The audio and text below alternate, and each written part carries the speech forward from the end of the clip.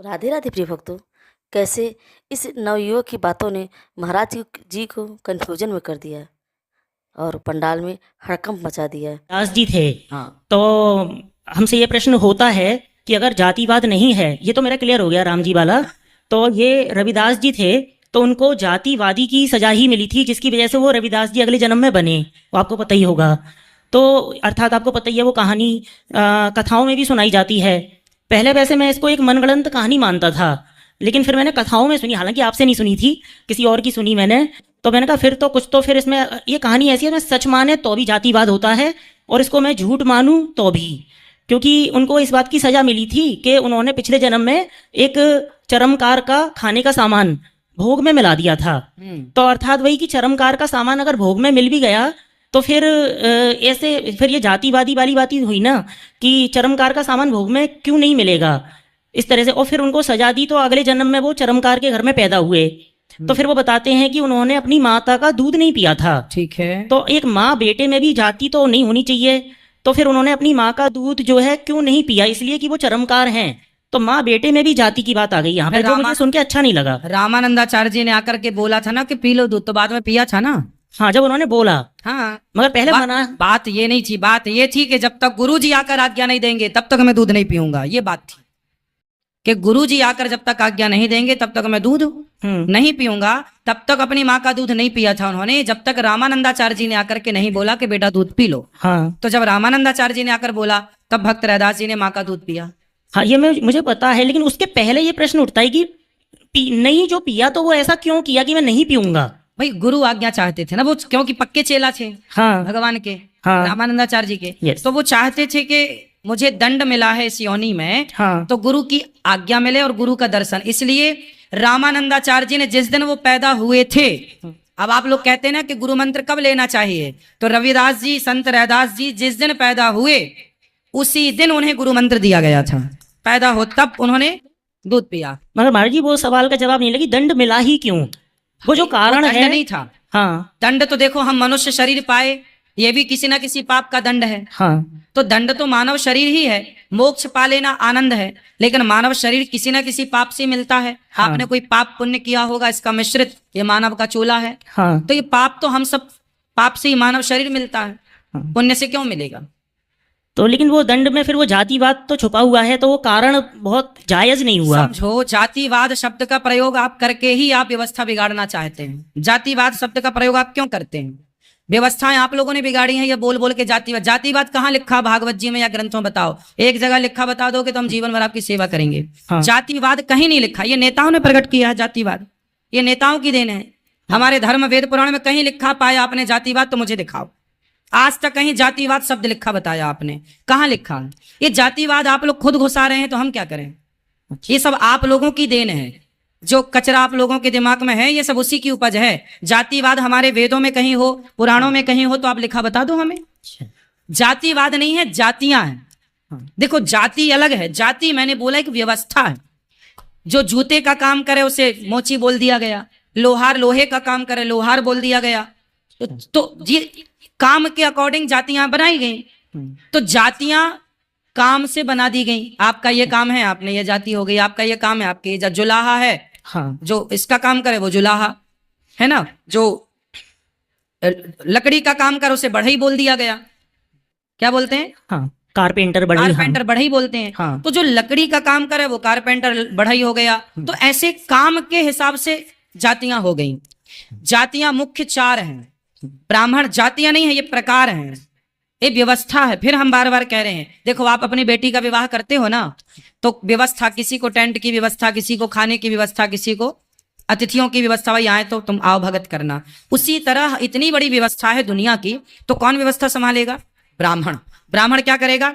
आप सबके बच्चों को पढ़ाने की जिम्मेदारी ब्राह्मणों की थी। पहले के जमाने में भगवान राम पढ़ने गए वशिष्ठ जी के यहाँ, कृष्ण जी पढ़ने गए सांदीपनी जी के यहाँ। कितना भी बड़ा राजा हो और कितना भी बड़ा गरीब हो, सबके बच्चे एक ही गुरुकुल में पढ़ते थे। यह व्यवस्था हमारे यहाँ थी। पहले हमारे यहाँ क्या था? गुरुकुल। फिर क्या हुआ? गुरुकुल को नष्ट किया गया। क्या किया गया? नष्ट किया गया। सारे गुरुकुल परंपरा नष्ट की गई।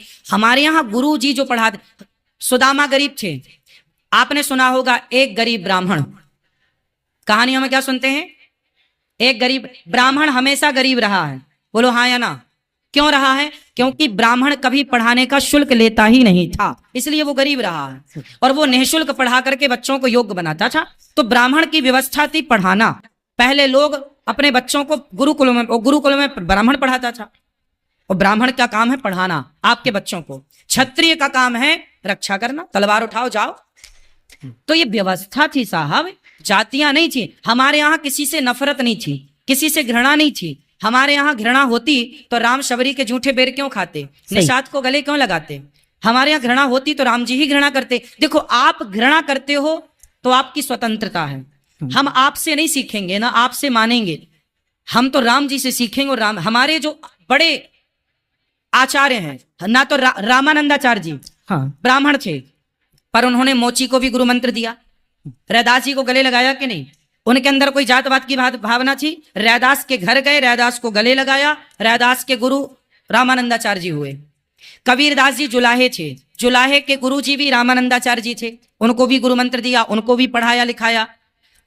फिर और मीराबाई क्षत्रिय थी, और मीराबाई के गुरु रैदास जी थे, मोची थे। कहाँ जाती आ गई? जो आदर्श हमारे बड़े बुजुर्गों ने, ऋषियों ने स्थापित किया, वहां तो कहीं भी झगड़ा नहीं दिखता, वहां तो कहीं भी जातिवाद नहीं दिखती। अब आप लोग लड़े कि नहीं जी ये तो फलानी, हमारे राम जी ने जब भेद नहीं किया, हमारे आचार्यों ने भेद नहीं किया, तो हम कौन होते हैं भेदभाव करने वाले?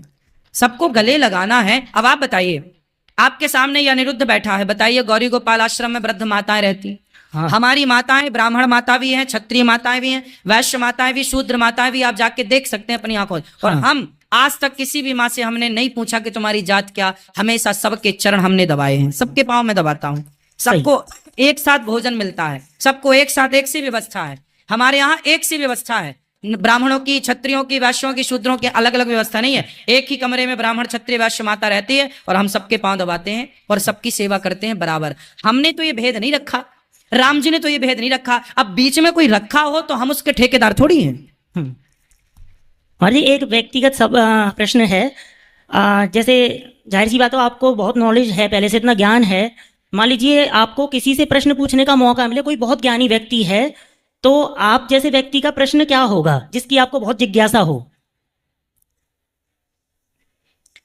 हम लोगों के प्रश्न तो जो होते हैं ना, वो सबके पास पूछे नहीं जाते, और वो प्रश्न ही, मैं जानता हूँ ये व्यक्तिगत सवाल है, आप चाहें तो जवाब ना भी दे सकते हैं, परंतु हम लोगों के जो प्रश्न होते हैं वो केवल बहुत गहराई के होते हैं, और वो हमारे गुरुजन ही बता पाते हैं।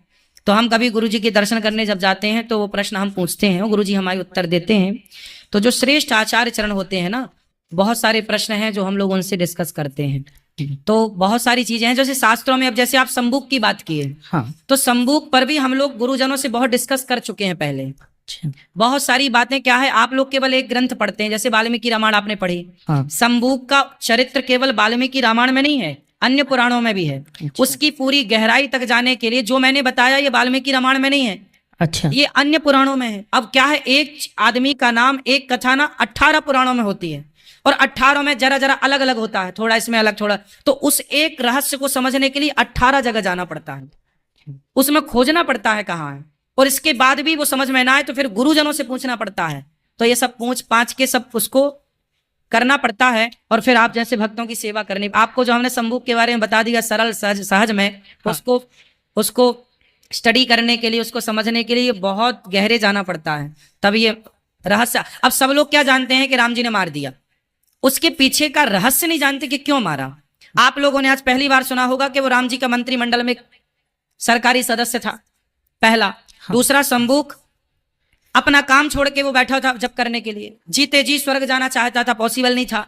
भगवान ने भेजा कि भाई जाना तो है पर ऐसे नहीं, ऐसे जाना, अब जाओ। उसने अपने पूरी जाति का कल्याण किया। ये सब बातें लिखी हैं अन्य जगह के, कोई जाति उनके नाम, भगवान का नाम जोड़ ले तो उद्धार हो जाता है। तो सब कुछ है, लेकिन अब उस डीप तक जाए कौन, पढ़े कौन, समझना पड़ता है। तो हम लोगों के जो बहुत सारे उलझे हुए चरित्र है ना, उन पर डिस्कस होता है, जैसे संबूक पर भी डिस्कस हुआ।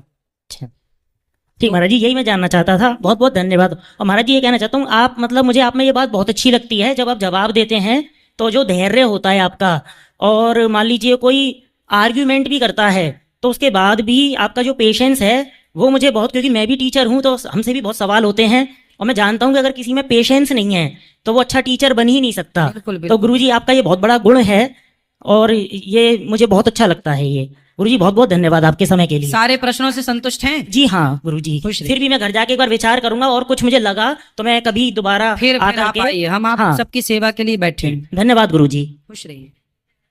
तो भक्तों, आपको यह आध्यात्मिक चर्चा कैसी लगी? अगर अच्छी लगी हो तो कमेंट में हमें ज़रूर बताएं। अगर आप हमारे चैनल पर नए हैं तो प्लीज़ हमें लाइक और सब्सक्राइब ज़रूर करें। राधे राधे।